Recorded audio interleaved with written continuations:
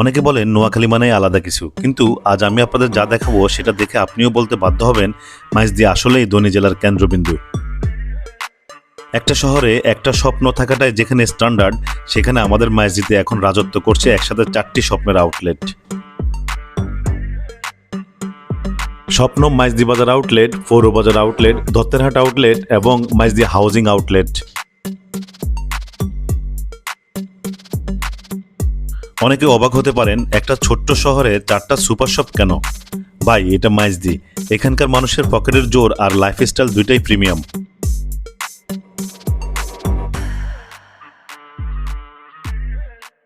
Rich district বলে কথা, এখানে ডিমান্ড আছে বলেই সাপ্লাইও তুঙ্গে।